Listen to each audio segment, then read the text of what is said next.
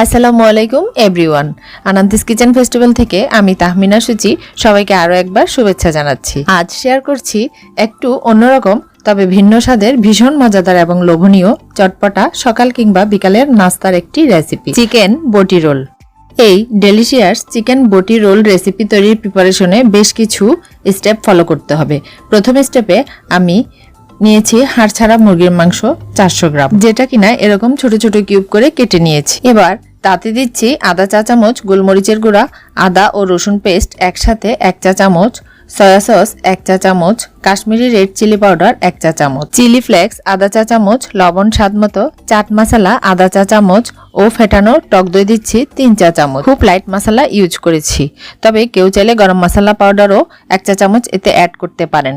এবারে সবকিছু ভালোভাবে মিলিয়ে রেস্টে রাখছি প্রায় 20 মিনিট। চিকেন ম্যারিনেট হতে হতে দ্বিতীয় স্টেপে রুটির ডোয়ের জন্য বাটিতে নিয়েছি 2 কাপ ময়দা, স্বাদ মতো লবণ, চিনি 1 চা চামচ, আধা চা চামচ বেকিং পাউডার ও টক দই ফেটিয়ে দিচ্ছি 2 চা চামচ। সবকিছু ভালোভাবে চেপে চেপে মিশিয়ে নিচ্ছি। মেশানোর এ পর্যায়ে 2 টেবিল চামচ রান্নার রেগুলার তেল দিয়ে আরও একটু ভালোভাবে সবকিছু মেশাবো। এ পর্যায়ে অল্প অল্প পানি দিয়ে মিশিয়ে একটি সফট ডো তৈরি করে নেব, আমরা রেগুলার পরোটার খামির যেভাবে তৈরি করি।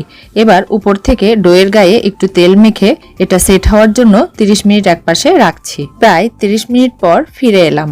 এবার ডোটা আরো একটু মেখে ছোট ছোট এরকম বল আকারে তৈরি করে নিব এবং রুটি বানিয়ে নিব। অল্প অল্প ময়দার সাহায্যে ছোট ছোট রুটি বানিয়ে নিচ্ছি। রুটির পুরুত্বটা খুব বেশি মোটা হবে না। সবগুলো রুটি বানিয়ে ফিরে আসছি। এবার চুলায় একটি প্যান গরম করে তাতে সবগুলো রুটি ভেজে নেব।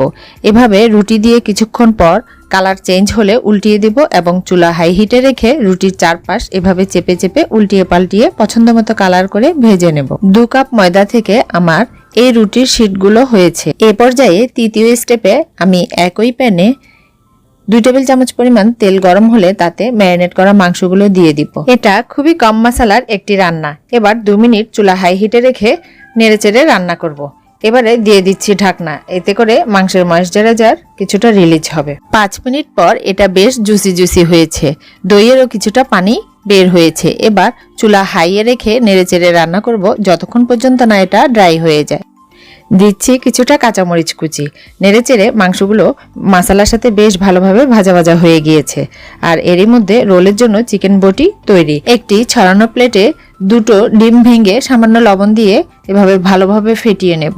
আগেই বলেছি এটা একটু অন্যরকম মজাদার রেসিপি, তাই আরও একটু টেস্টি করার জন্য রুটিগুলো এভাবে ডিমে চুপিয়ে প্যানে একটু তেল দিয়ে আবারও ভেজে পরোটার মতো করে নেব। এভাবে ভেজে পরোটাটা এমনি এমনি খেতেও বেশ ভালো লাগে। সবগুলো পরোটা এভাবে ভেজে ফিরে আসছি।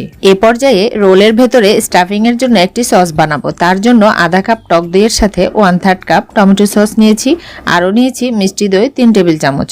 টক দই ভালোভাবে মিশিয়ে আরো 2 টেবিল চামচ চিলি সস দিয়ে মেলালেই মজাদার সস রেডি। ভেতরের সালাদের পুরের জন্য নিয়ে কাটা পেঁয়াজ আধা কাপ, শসা কুচি 3 টেবিল চামচ, গাজর কুচি 1 টেবিল চামচ, 1 টেবিল চামচ নিয়েছি পুদিনা পাতা, কিছুটা নিয়েছি ধনে পাতা, পেঁয়াজ পাতা নিয়েছি 1 চা চামচ, আরও যাচ্ছে কাঁচামরিচ কুচি স্বাদ মতো।